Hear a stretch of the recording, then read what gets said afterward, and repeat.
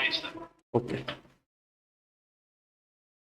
नमस्ते, जय हिंद, सुस्वागत, हार्दिक अभिनंदन। कैसे हैं आप सभी लोग? मुझे पूरी उम्मीद तुम लोग सब स्वस्थानी सुखम भवानी। चलिए, तो कल हम बात कर रहे थे महावीर स्वामी जी के बारे में, कैसे उनको ज्ञान प्राप्त हुआ। देखिए, महावीर स्वामी की शिक्षाएं क्या हैं। महावीर स्वामी की शिक्षाएं देखिए,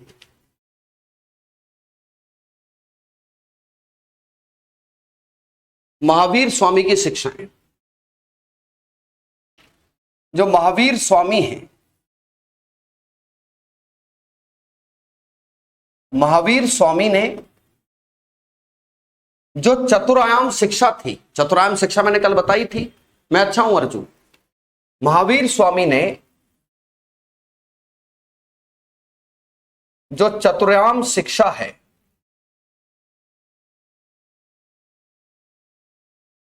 चतुरायाम शिक्षा में पांचवी शिक्षा ब्रह्मचर्य को जोड़ा।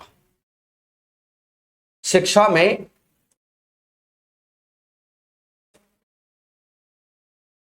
पांचवी शिक्षा ब्रह्मचर्य को जोड़ा।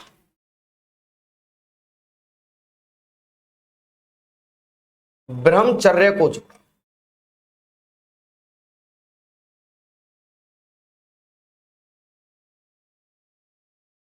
किसको जोड़ा है? ब्रह्मचर्य को उन्होंने जोड़ा है।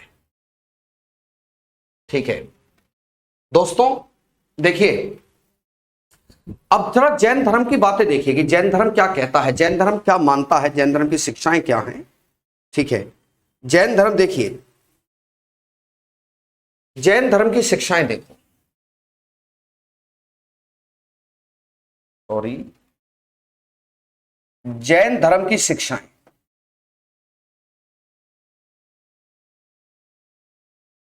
जैन धर्म की शिक्षाएं कहती हैं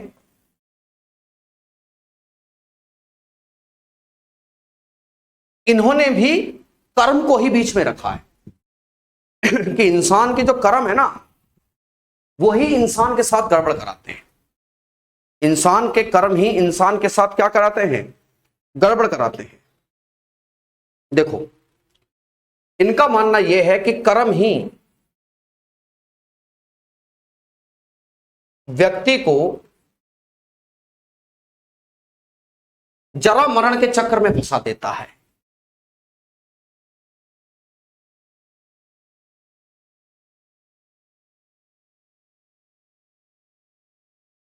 जरा मरण के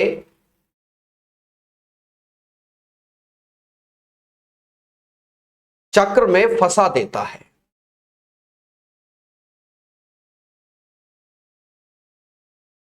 यह कर्म ही है जो व्यक्ति को फंसा देता है जरा मरण के चक्र में। इन्होंने दो बातें बता दी, दो बातें बताई कि एक चीज है आत्मा। कौन सी है? एक आत्मा है और एक है भौतिक तत्व। ठीक है, देखो इन्होंने कहा कि शरीर शरीर किसी भी व्यक्ति का जो शरीर है, अरे क्या हो गया, किसी भी व्यक्ति का जो शरीर है वो भौतिक तत्व है। भौतिक तत्व है। अच्छा, कई बार तुम लोगों को यह लगता होगा कि जी इन सब बातों का जीवन में मायने क्या है ना? इन सब बातों के जीवन में मायने क्या है? कितने लोग सोचते हैं गुरु जी क्या ही मतलब है इन सब बातों का? मतलब आप बता तो रहे हो, लेकिन इन सब बातों का, है ना? गुरु जी आज आपकी पहली बार ले रही हूं, अच्छा पढ़ाते हो आप। अच्छा, thank you ji, thank you. ठीक है, ओके ओके। भाई गुरुजी इन सब बातों का मतलब क्या है? भैया मतलब तो कुछ नहीं है। इस कलयुग में तुम इन बातों को मानोगे तो तुम्हारे अंदर से ऐसा हो सकता है, ठीक है, ऐसा हो सकता है कि लोभ लालच खत्म हो जाए। और मेरा मानना है कि एक आदमी में लोभ लालच खत्म हो जाए, अपने जीवन को सही तरीके से चलाओ। लोभ लालच अगर खत्म हो जाएगा तो उसमें दिक्कत फिर इंसान को आती नहीं है ना? ठीक है, आगे देखो, भौतिक तत्व है, आत्मा सत्य है। आत्मा जो है वही सत्य है ना? हम कहते भी हैं द सोल इज इमॉर्टल, ये कहीं नहीं जाती है। और आदमी के जीवन का उद्देश्य ये होना चाहिए, उद्देश्य ये हो कि वो क्या हो, आत्मा मतलब सत्य और शरीर जो कि एक प्रकार का झूठ है, झूठ झूठ में मिल जाए और सत्य सत्य में मिल जाए। कभी भी आत्मा दोबारा बार बार शरीर को ग्रहण ना करे। जरा मरण, जिसे लाइफ डेथ साइकिल कहते हैं, जरा मरण that is life death cycle, कि इन सब चीजों के क्या ही मायने हैं, ठीक है, नहीं फंसना चाहिए। और दादा जो सत्य है वो सत्य में मिल जाए, झूठ झूठ में मिल जाए, यानी कि आत्मा दोबारा शरीर ग्रहण ना करे। भगवान श्री कृष्ण ने गीता में कहा है कि खत्म कुछ नहीं होता है, हम सब फंसे हुए हैं, तुम मरोगे, ये आत्मा यहां से निकलेगी, ये आत्मा दूसरा शरीर ग्रहण कर लेगी, मोक्ष थोड़ी मिल गया तुम्हें। आइए अब जब चूंकि इनका बंधन ही, इनका आपस में बंधन ही असली समस्या है, इनका आपस में बंधन ही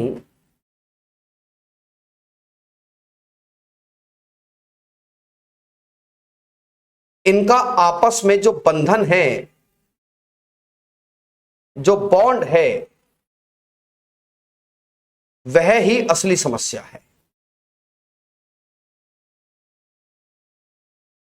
वह ही असली समस्या है।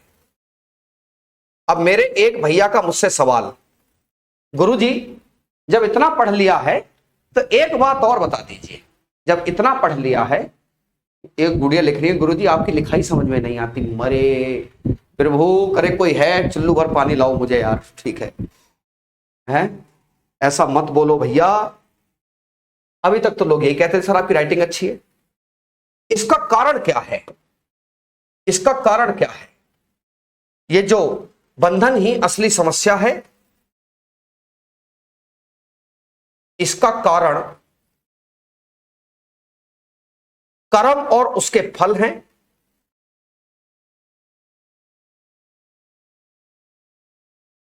कर्म और उसके फल हैं।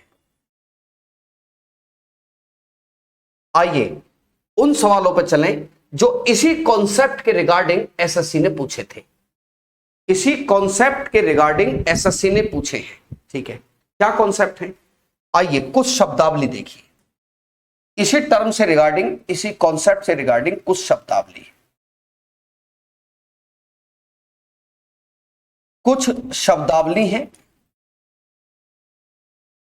देखिए, there are some terminologies regarding this concept.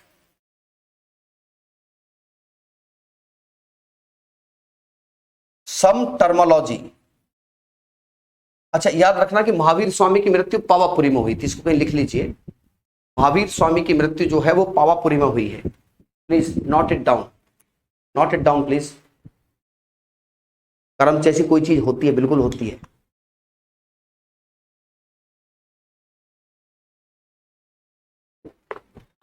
बिल्कुल होती है। कुछ शब्दावली, there are some terminologies regarding it. कैसे होता है सब? देखिए सबसे पहले होता है, पहला स्टेप है, ये सवाल पूछे गए हैं एसएससी के द्वारा, कर्म का जीवन की ओर प्रवाह होता है, जीवन की ओर प्रवाह होता है। इस घटना को आश्रव कहते हैं।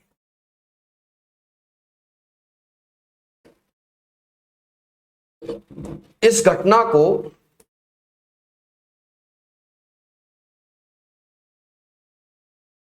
आश्रव कहा गया है। क्या कहा गया है? कि जब तुम्हारी इच्छा हुई, तुम्हारी तृष्णा हुई, तुमने कर्म करना शुरू कर दिया, कर्म जो है वो बाहर से तुम्हारी शरीर की तरफ को चला। अब ये कर्म तुम्हारी आत्मा से चिपक जाएगा। दूसरे में ये कर्म का जुड़ाव, कर्म का जो जुड़ाव है वो आत्मा से हो जाएगा।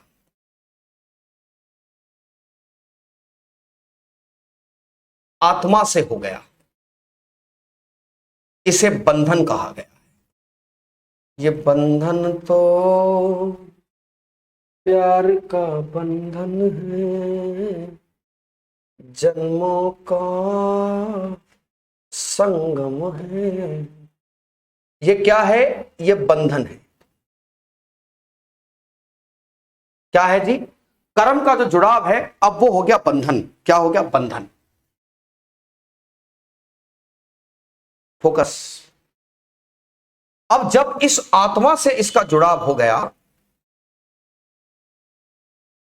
जब आत्मा से इसका जुड़ाव हो गया, आइए जरा देखिएगा, जब आत्मा से जुड़ाव हो गया, बंधन की स्थिति बन गई। अब कर्म कैसा हो सकता है? कर्म अच्छा भी हो सकता है, कर्म बुरा भी हो सकता है। देखिए, है ना, देखिए, ये जो बंधन है, इसके कारण, इसके कारण आत्मा का रंग बदल जाता है। अरे तेरी आत्मा गंदी हो गई है, कर्म करते करते तो खराब कर्म करता, तेरी आत्मा भी गंदी हो गई। ऐसा सुना होगा आपने। आत्मा का रंग बदल जाता है।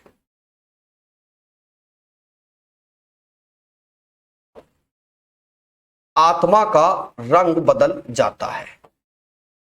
ठीक है। आत्मा या तो काले रंग की होती है, धूसर रंग की हो सकती है, सफेद रंग की हो सकती है। जब आत्मा का रंग यहां बदल गया है, तो जो आत्मा है, हो सकता है आत्मा काले रंग की हो गई है, काले रंग की हो गई है। आत्मा धूसर रंग की हो गई है। कैसी हो गई है? धूसर रंग की। ठीक है, धूसर रंग की हो गई है। मन को काबू कैसे करें? बेवकूफ बनाना सीख जाओ मन को। मन कहता है इस काम कर ले, कल करेंगे, ये काम कर ले, कल करेंगे। ठीक है। हो सकता है आत्मा का रंग सफेद है, तो अब आत्मा का जो रंग हो गया है, ये कॉन्सेप्ट सवाल पूछा गया था कि कर्म के स्वरूप आत्मा का रंग बदल जाने का कॉन्सेप्ट किस धर्म में है? कर्म के स्वरूप आत्मा का रंग बदल जाने का जो कॉन्सेप्ट है, वो किस धर्म में? जैन धर्म में। ठीक है। जब इस तरह का है, तो आपके कर्म न खराब कर्मों का नतीजा है। आपके जो रंग कर्म है, वो खराब कर्म का नतीजा है। अगर आत्मा का रंग सफेद हो गया है, तो वो कर्म जो है, वो अच्छे कर्मों का नतीजा है। मैं आपकी जगह होता तो एक सवाल पूछता, ए गुरुजी हमारी बात सुनिए, सुनाइए गुरुजी, आत्मा का रंग कौन पहचान सकता? तुम बताओ हमारा। गुरुजी देखो, जयकरण कहें, गुरुजी मैं खड़ा हूं, मेरी आत्मा का रंग बताओ। मेरे बस की बात नहीं है। आत्मा के रंग को, आत्मा के रंग को अनु तीर्थंकर पहचान सकते हैं।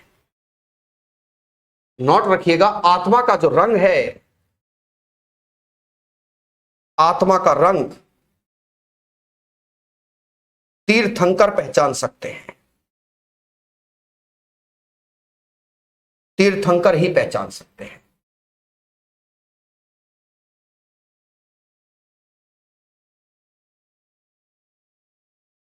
केवल तीर्थंकर ही हैं जो आत्मा का रंग पहचान सकते हैं। बोलो क्यों जी, नई बात समझ में आई? तीर्थंकर ही हैं जो इस रंग को पहचान सकते हैं। वो देखते ही पहचान लेंगे खराब कर्म करके आए हो तुम। कैसे पता चली? आत्मा का रंग काला है तुम्हारा। है ना? ठीक है। इतना ज्ञान सुनता कौन था उनका, जैसे तुम सुन रहे हो मेरा? उस समय ये ज्ञान समय की जरूरत थी, जैसे ये आज कॉन्सेप्ट तुम्हारी जरूरत है। उस समय ज्ञान समय की जरूरत थी। ठीक है। आगे देखिए, तीसरी, बंधन हो गया है, अब दिमाग आ गया। दिमाग आके ये पता चला कि ये करते हैं कि धीरे धीरे, धीरे धीरे क्या करेंगे?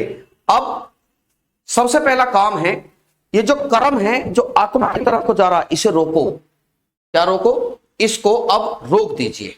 ठीक है। अब ज्ञान के बाद कर्म का प्रवाह, कर्म का जो प्रवाह है,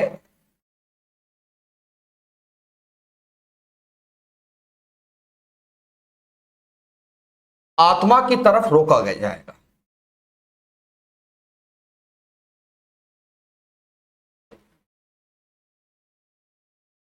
इस स्थिति को सवर कहते हैं। यानी कि नए कर्मों का फल तुम्हें नहीं मिल रहा है ना। अब नए कर्म नहीं आ रहे हैं तुम्हारी तरफ, लेकिन गुरुजी सुनिए, पुराने वाले तो बचे हुए हैं। जब नए कर्म नहीं आएंगे ना, तो कहा जाता है कि पुराने कर्मों के जो फल तुम्हारी आत्मा में थे वो सब अपने आप नष्ट होने लगते हैं।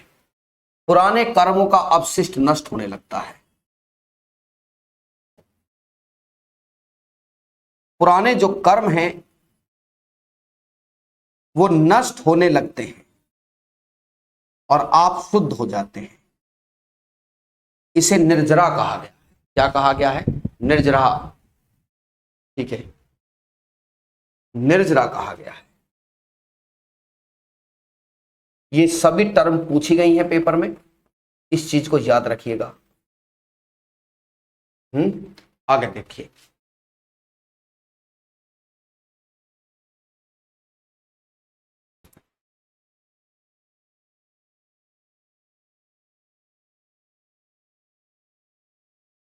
देखो, जब कोई भी व्यक्ति है, जब कोई भी व्यक्ति है ना, जब कोई भी व्यक्ति है, जब व्यक्ति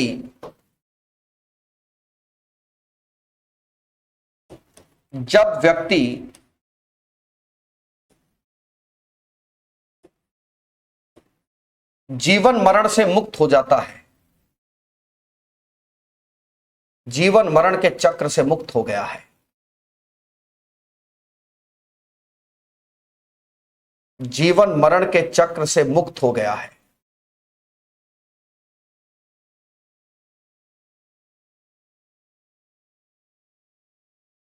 उसे अनंत चतुष्टय की प्राप्ति होती है।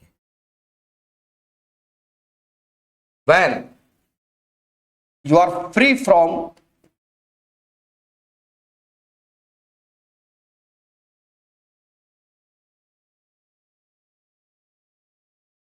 life and death cycle,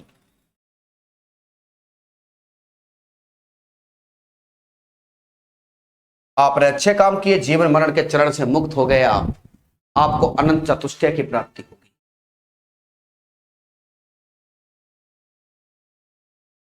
उसे अनंत चतुष्टय की प्राप्ति होती है।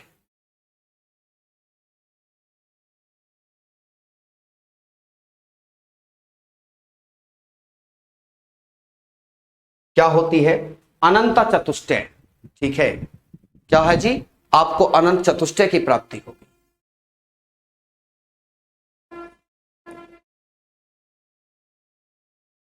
आपको अनंत चतुष्टय, ये जो आपको तनिक भारी दिख रहा है पढ़ने में, असल में वही भारत की कला व संस्कृति है, यही भारत की कल्चर है। एंशिएंट हिस्ट्री बच्ची है भी। देखो दादा, आप ना, बस मेरी एक रिक्वेस्ट है कि मुझसे ये तो आप कहो कि समय से पूरा कराओ, ठीक है, समय से, लेकिन कंटेंट वाइज हम अपने अकॉर्डिंग चलेंगे। हमें जो लगता है, जो क्लास में बताना चाहिए, हम उस बात को डेफिनेटली क्लास में बताएंगे, है ना। चलो, कौन से अनंत ज्ञान, दर्शन, वीर्य और सुख। अनंत ज्ञान,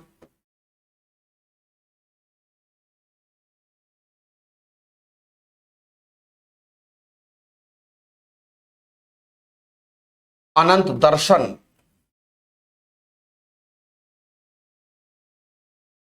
अनंत वीर्य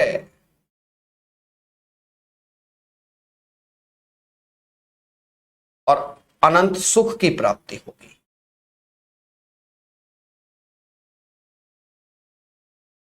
आपको क्या प्राप्त होगा? द इनफाइनाइट नॉलेज,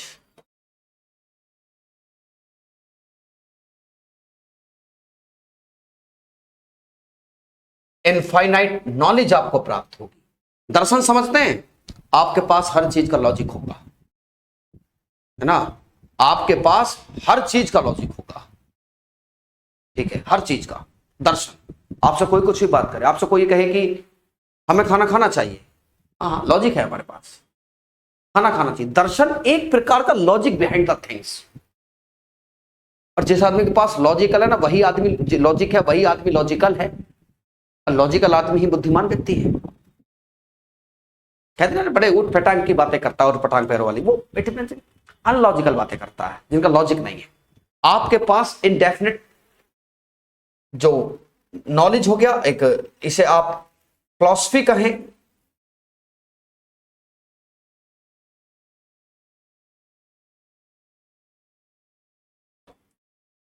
फिलसॉफी कहें, सीमन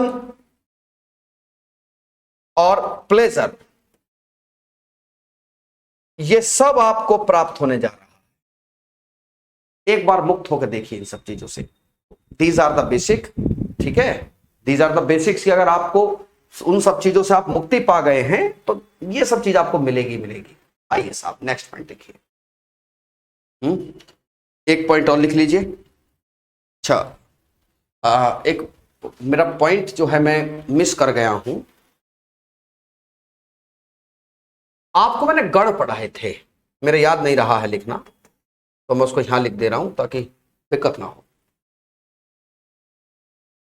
देखिए,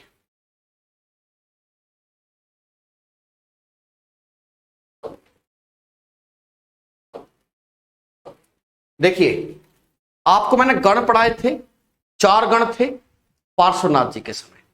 इनके समय गणों की संख्या कितनी है? 11। महावीर स्वामी के देखो, महावीर स्वामी की मृत्यु 72 वर्ष की अवस्था में हुई है, पावापुरी में हुई थी। ये प्लीज इसको लिख लेना, लिख लेना ऋषभ, इसको लिख लो, इसको लिख लो कि महावीर स्वामी की मृत्यु 72 वर्ष की अवस्था में at the age of 17 Pawapuri में हुई थी। Please note it down, note it down, लिख लो इसको पहले एक बार। पावापुरी में हुई थी, ये लिख लीजिएगा। और ये लिख लीजिए कि जो इनका चिन्ह है वो सिंह है।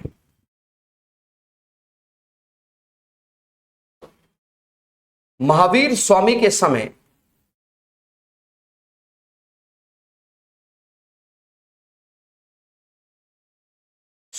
समय गणों की संख्या 11 थी, ठीक है, गणों की संख्या 11 थी।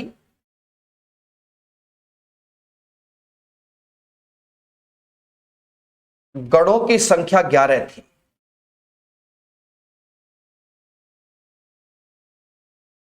आपको पता होना चाहिए गणों के अध्यक्ष गणधर कहलाते थे।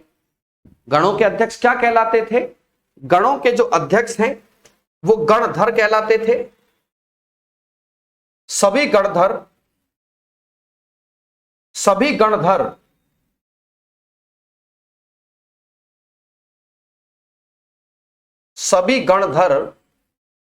महावीर स्वामी के समय ही मृत्यु को प्राप्त हो चुके थे। केवल सुधर्मण जिंदा था। जैसे वहां पे एक पुष्पचूला थी, 4 गण थे, महावीर स्वामी का क्षेत्र बड़ा था, तो गणों की संख्या 11 हो गई। 11 गणों की संख्या में जो गणधर थे, वो गणधर महावीर स्वामी जब जिंदा थे उनकी लगभग सबकी डेथ हो चुकी थी, और उसी समय केवल एक ही गणधर जो जिंदा था, जिसका नाम सुधर्मण है। Love Gautam, thank you.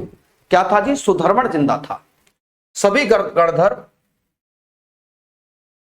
Mahavir Swami के समय ही मृत्यु हो गई थी।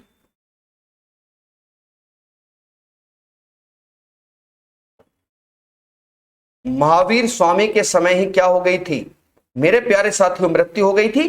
केवल एक गणधर जिंदा था, जिसका नाम था क्या? जिसका नाम था सुधर्मण। केवल एक जिंदा था, केवल सुधर्मण जिंदा था।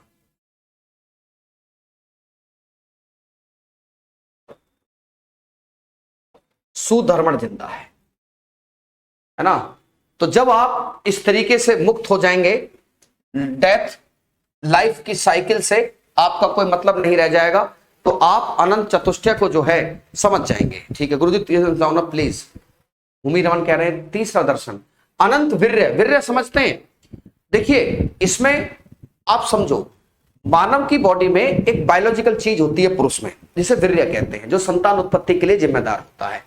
इसी वीर्य में शुक्राणु होते हैं। तो कहा यह गया है कि जिस भी व्यक्ति के पास ये जितना ज्यादा वीर्य होता है वो उतना बलशाली और विवेकशील पुरुष माना गया है। ठीक है, तो कहा जाता है कि जो बिल्कुल किसी प्रकार के व्यसन से दूर हैं, अवसाद से दूर हैं, टेंशन से मुक्त हैं, उनके पास अनंत वीर्य होता है। और यह वीर्य आपकी मानसिक क्षमता को बढ़ाने के लिए बहुत जिम्मेदार होता है। ठीक है ना। बड़े बड़े महापुरुषों ने कहा है कि हमें अपने वीर्य का जो है विनाश नहीं करना चाहिए, क्योंकि यही आपकी मानसिक क्षमता का घोतक है। इसी से आपकी मानसिक क्षमता बढ़ती है। अगर ये नहीं है या इसका कहीं जो है आप इसका गलत मिसयूज करते हैं तो आप एक अवसाद को शिकार हो सकते हैं भूनमन। ठीक है, ठीक है, चलिए बात क्लियर है भाई। देखो, जैन धर्म के 3 रत्न, सम्यक श्रद्धा, सम्यक ज्ञान, सम्यक आचरण। जैन धर्म के 3 रत्न हैं।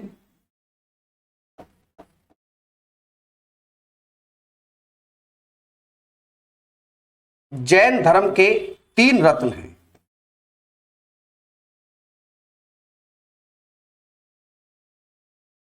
सम्यक श्रद्धा, सम्यक ज्ञान और सम्यक आचरण। ठीक है, सम्यक श्रद्धा,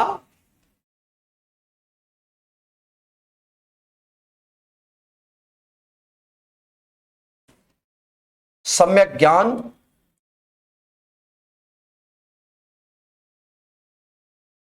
सम्यक आचरण।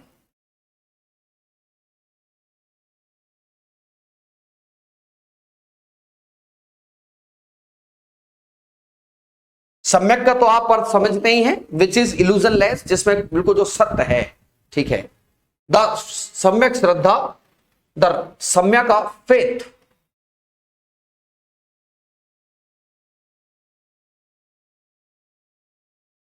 आपको यह देखना पड़ेगा विश्वास किस में कर रहे हैं, है ना भूमि रमन। आपको यह देखना पड़ेगा कि प्रिंसी आप बिलीव किस में कर रहे हैं। कोई मुझसे पूछे कि सर हम, जैसे बहुत सारे लोग कहते हैं सर हम भाग्य में विश्वास करते हैं, तो भाग्य कई तरीके का है। एक भाग वो है जो इंसान खुद बनाता है, एक भाग ये भी माना गया है कि ऊपर से कुदरत लिख के भेजती है।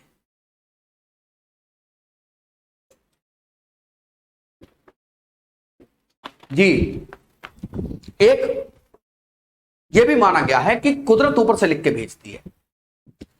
बट अब आप ये मानिएगा, जैसे मैं आपसे कहूं सौम्या, आप जैन धर्म के 3 रत्न पढ़ रहे हैं, और आप जैन धर्म के 3 रत्न पढ़ रहे हैं बुद्ध, धम्म और संघ, जो बौद्ध धर्म के 3 रत्न हैं, और आप लगातार रटते हैं बुद्ध, धम्म और संघ, जैन धर्म के 3 रत्न, बुद्ध, धम्म और संघ।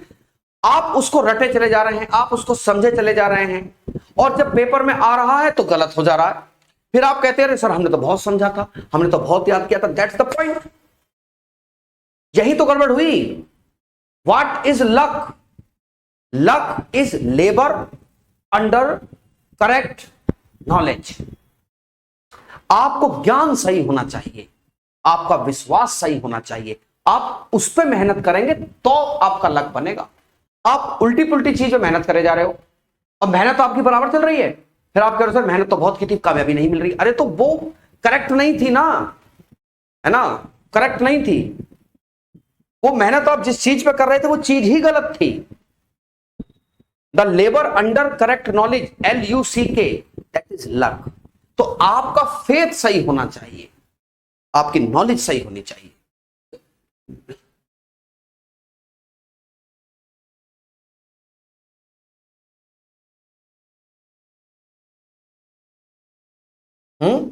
आपका बिहेवियर ठीक होना चाहिए। ठीक है, हाँ बेटा देव दिवाली बताऊंगा उसको, मैं भी सब बताऊंगा। और उस समय दिवाली का कॉन्सेप्ट नहीं था। ठीक है, दिवाली का कॉन्सेप्ट बहुत बाद में देखने को मिलता है। सम्यक बिहेवियर,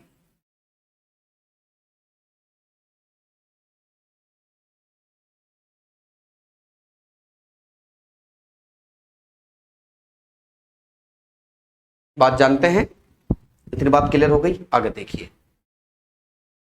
देखिए, हमारे धर्म गुरु कितने तेज थे, वो साइंस में कितने आगे थे। मैं आपसे कहूं क्या आप खूबसूरत हैं? आप कहेंगे आप हैं, तो मैं कहूंगा कि क्या आप किसी एक्टर से खूबसूरत हैं? नहीं। जैसे उदाहरण के तौर पर अगर कोई मुझसे पूछ ले कि आप सबसे अच्छा हीरो किसको मानते हैं, तो मेरा एक जमाने में my favourite actor was Salman Khan. पर क्या सलमान खान सुंदर है? तो आप कहोगे जी सुंदर तो है, लेकिन टॉम क्रूज से कम सुंदर है। हॉलीवुड के एक्टर और सुंदर हैं। क्या अंबानी जी अमीर हैं? अमीर तो हैं, लेकिन एलन मस्क के सामने गरीब हैं। क्या मैं स्थिर हूं? नहीं।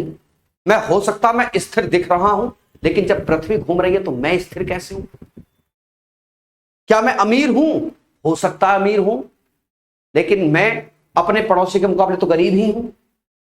मतलब जो चीज आपको दिख रही है वो सत्य हो भी सकती है, सत्य नहीं भी हो सकती।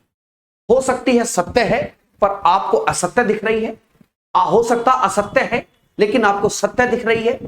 कोई भी चीज स्टेबल नहीं है। There is no permanent thing in this world. Everybody is with respect to.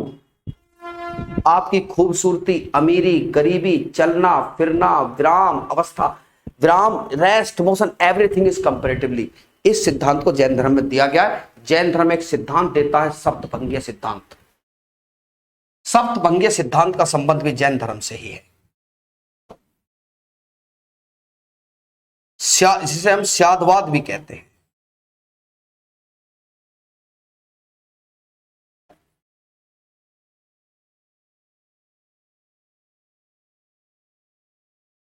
स्यादवाद के सिद्धांत का संबंध भी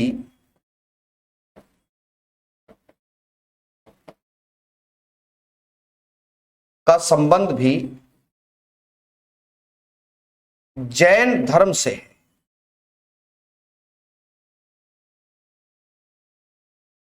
पता नहीं आपको क्या दिख रहा है, पता नहीं क्या सच है, पता नहीं क्या दिख रहा है क्या सच है, पता नहीं सच देख रहे हैं या झूठ।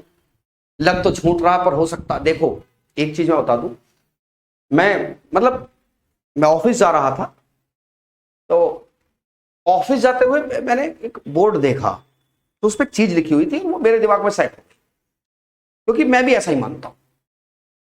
लिखा हुआ यह था कि असत्य में भी सत्य का थोड़ा बहुत अंश तो होता ही है। ठीक है, इसे सप्तभंगीय सिद्धांत भी कहा जाता है।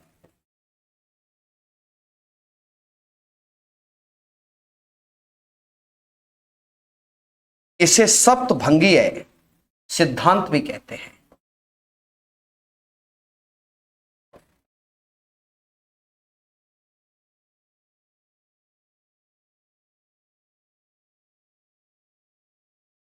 आल्सो नोन एज सप्तभंगीय कॉन्सेप्ट।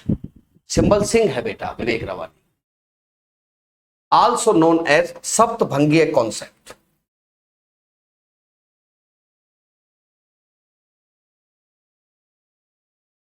आल्सो नोन एज सप्तभंगीय कॉन्सेप्ट। इसे क्या कहते हैं? सप्तभंगीय सिद्धांत कहते हैं। मुझे अपने एक नोट्स निकालने पड़ेंगे, मैं आपको ये बता ही देता हूं, क्योंकि मेरा मन नहीं मान रहा। मेरा मन ये कह रहा है कि मैं इस सप्तभंगीय सिद्धांत को आपको बताऊं, कि लिखवाऊंगा नहीं, सिर्फ पढ़ के बताऊंगा। और मुझे इसको पढ़ के आपको बताना चाहिए। कल को आप ये ना कह सकें कि सर ने हमें इसको बताया नहीं। ठीक है, मैं ये सिद्धांत पढ़ रहा हूं आपके सामने। शादवाद मतलब शायद है, शायद नहीं। कंफ्यूजिंग। गोल्डन यादव सुनो क्या है ये। सप्तभंगीय सिद्धांत का पहला सिद्धांत है शायद अस्ति। इसका अर्थ है शायद है। दूसरा शायद नस्ति, शायद नहीं है। हर चीज के यही तो मायने। शायद अस्ति, शायद है, शायद नस्ति, शायद नहीं है। शायद अस्ति च नस्ति, शायद है भी और नहीं भी। शायद है भी और नहीं भी। ठीक है। शायद अव्यक्तम, शायद है लेकिन बता नहीं सकते। बात को समझो, शायद है बता नहीं सकते। शायद स्यात् अस्ति च अवक्त्यम, शायद है और बता सकते। शायद नास्ति च अरे अव्यक्तम च, शायद नहीं है और अव्यक्त है, शायद है नहीं है अव्यक्त है, कंफ्यूजन।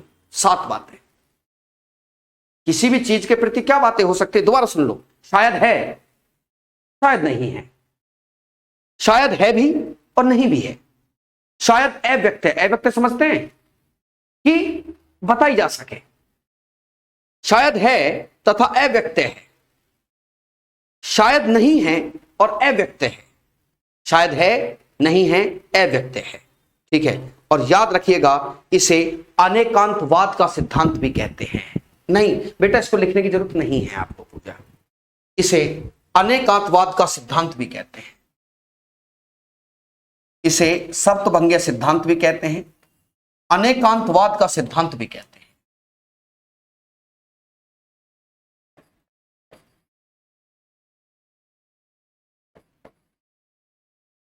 अनेकांतवाद का सिद्धांत भी कहते हैं।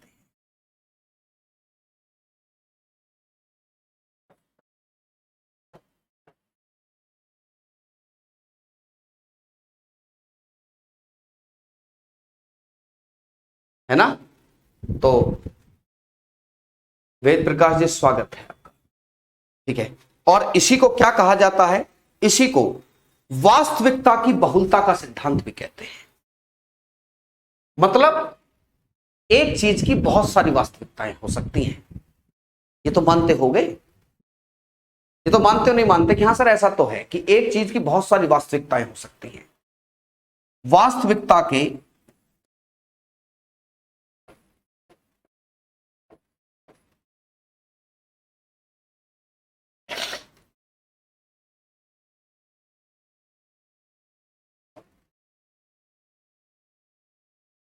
बहुलता का सिद्धांत,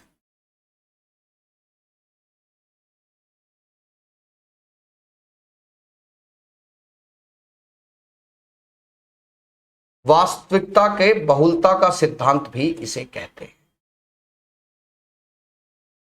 मेरे प्यारे साथियों वास्तविक नहीं, ये कुछ भी कंफ्यूजन नहीं है, there is nothing to confuse in it, है ना। कुछ भी नवीन, इसमें कुछ भी कंफ्यूजन नहीं है। ये सब जानते हैं कि जो दिखता है वो पूरा सत्य नहीं होता है, जो दिखता है वो बहुत ज्यादा सत्य नहीं है जो, या मतलब सत्य असत्य की तो जाने दीजिए, मतलब जो दिख रही है ना वो बहुत ज्यादा वास्तविक नहीं है। रियलिटी कुछ और है, रियलिटी कुछ और है ना। जो दिख रहा है वो वास्तव में सत्य नहीं दिखाई पड़ता। आइए साहब, जैन धर्म की मान्यताएं देखिए एक बार। मोस्ट इंपॉर्टेंट थिंग है कि जैन धर्म की मान्यताएं क्या है। ये बंधन दिलों के बंधन, ये नाते दिलों के नाते, होते हैं अंबर से धरती पे जोड़े जाते हो। जैन धर्म की मान्यताएं देखिए। हॉर्न की आवाज है कि हमारे पास में एक रोड है, एक हाईवे टाइप का है, तो वहां से कई बार रहती है। जैन धर्म की मान्यताएं,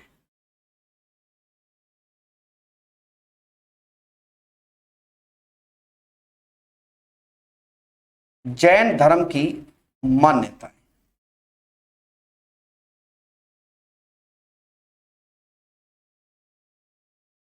मान्यताएं वो होती हैं जो किसी भी धर्म को व्यवहार में लाती हैं, ठीक है।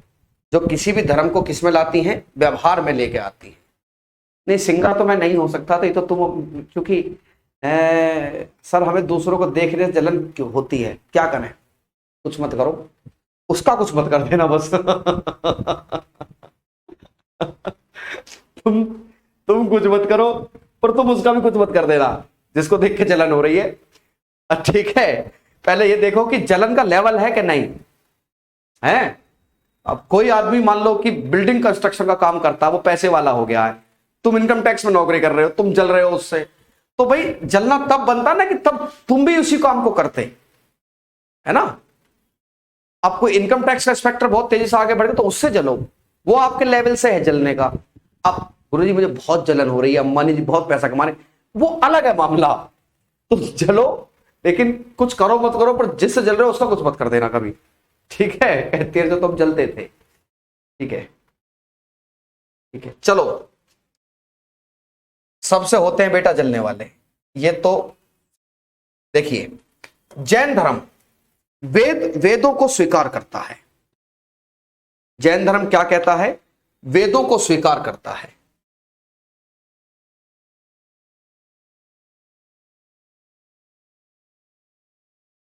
यह वेदों को स्वीकार करता है।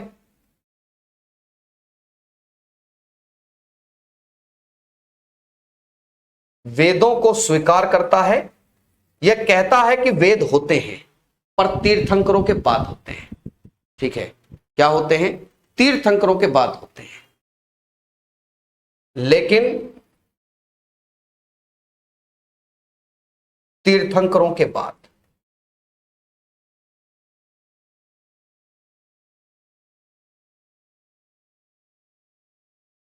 और आपको यह पता होना चाहिए कि बौद्ध धर्म क्या कहता था? वेद नहीं होते, वेद झूठे हैं, वेद पाखंड है। वो इस तरीके से मानते थे। यह जाति व्यवस्था को स्वीकार करता है।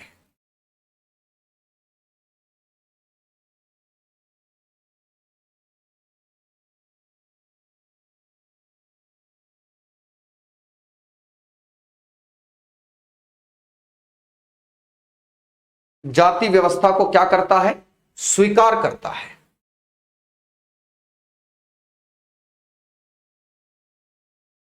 इनका मानना यह था कि इस धर्म की जो जाति है आपकी, इस धर्म की जाति आपके पुराने कर्मों का फल है।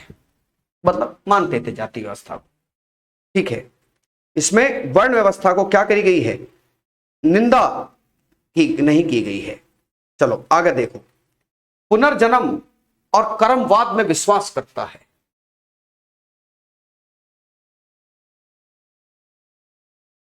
वहीं बौद्ध धर्म में देखिए, बौद्ध धर्म पुनर्जन्म को नहीं मानता है ना। बौद्ध धर्म पुनर्जन्म को नहीं मानता, वो आत्मा को मानता है।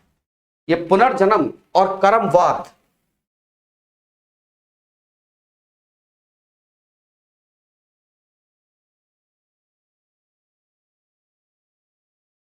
कर्मवाद को मानता है।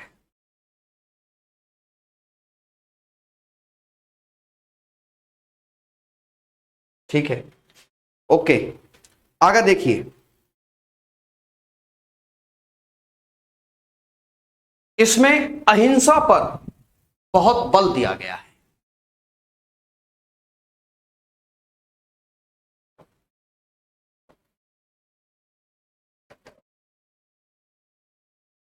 अच्छा, एक चीज मैं आपको लिटरली बताऊं, मतलब ये आप समझिएगा। पुनर्जन्म को मानते हो भाई, मैं मेरे मानने ना मानने से जनरली कुछ होगा नहीं, है ना। जनरली कुछ होगा नहीं मेरे। I am not religious teacher, let me tell you कि मैं जो है, ठीक है, मैं पढ़ा रहा हूं, एक अलग मामला है। बट मैं व्यवहारिक जीवन को ज्यादा मानता हूं। मैं उसी बात पर आ भी रहा था, मैं उसी बात को आपको बताने जा रहा था। मैं किसी भी चीज को मानूं या ना मानूं, मैं एक चीज जरूर मानता हूं जी, कर्म के फल आते हैं। मैं अपनी निजी जिंदगी में ऐसे बहुत सारे लोगों को जानता हूं, है ना। आत्मा का, मैंने कहा था कि बौद्ध धर्म पुनर्जन्म को मानता है, यही तो मैंने बोला है अभी कृत। मैं अपनी निजी जिंदगी में ऐसे बहुत सारे लोगों को जानता हूं जिन्होंने गलत कर्म करके कहीं ना कहीं उनके कामों से किसी ना किसी का दिल तो दुखा, पैसा कमाया, और उनके बच्चों पे पता नहीं क्या हुआ कि बड़े प्रभाव आया उनके बच्चों पे। ठीक है, उनके बच्चों पे क्या आया? प्रभाव आया। तो मैं कर्म को मैं मानता हूं, आपके कर्म ठीक होने चाहिए भाई। इट रिवर्ट्स बैक, ये वापिस होता है। हम्म। इसमें अहिंसा पर विशेष बल दिया गया है।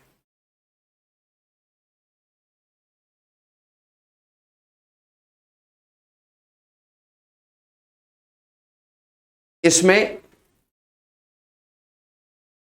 अहिंसा पर विशेष बल दिया गया।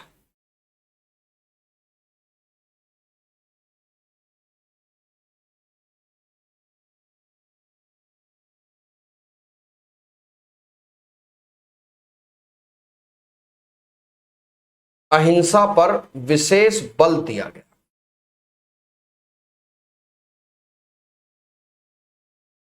और अहिंसा, नॉन वायलेंस,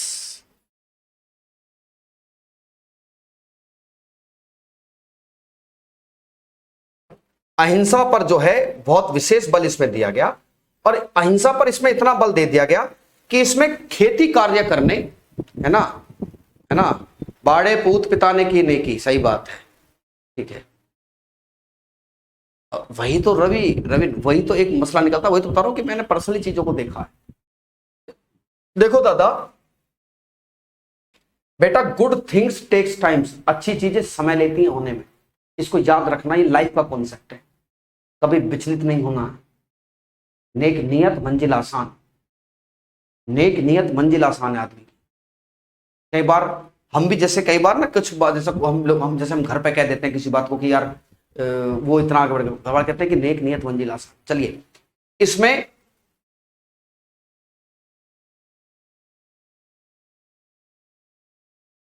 कृषि कार्य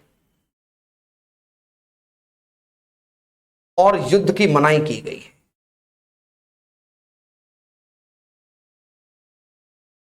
और युद्ध की क्या की गई है? मनाही। देखो, अगर आपने खेती कार्य को मना कर दिया, खेती कार्य को मना कर दिया, व्यापारी वर्ग क्यों स्वीकार करेगा? कृषक क्यों स्वीकार करेगा? और आप ये कहते हैं ना, आप युद्ध की मनाही कर रहे हो, तो क्षत्रिय क्यों आपको स्वीकार करेंगे? भाई क्षत्रिय क्यों स्वीकार करेंगे?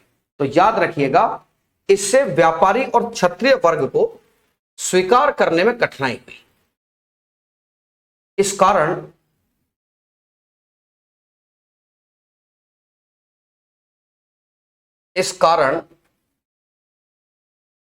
व्यापारी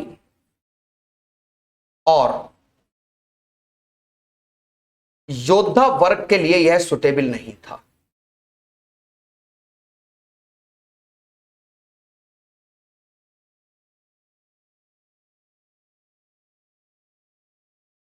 योद्धा वर्ग के लिए यह सुटेबल नहीं था, ठीक है, उनके लिए सुटेबल नहीं था ये, इसीलिए जो है इसमें थोड़ी सी इसको स्वीकार करने में दिक्कत आती थी, ठीक है। तो एक चीज संलेखना विधि रह गई है, और जो जैन धर्म कुछ इंपॉर्टेंट फैक्ट्स। अब हम महाजनपदों पर आ जाएंगे, ठीक है। और महाजनपदों को हम कल आएंगे, है ना। 99% चांस है, भले ही सैटरडे है, आपकी क्लास की छुट्टी नहीं होगी। देयर आर 99% चांसेस क्लास आपकी होगी, ठीक है बाबूजी। तो चलें, है ना, हमें भी घर जाना है। इसके पीछे की वजह है कि बाहर मौसम खराब है, मौसम खराब है। चलिएगा, तो मिलते हैं आपसे नेक्स्ट क्लास में, कोई दिक्कत हो तो बताइएगा, ठीक है। नमस्ते भैया जी।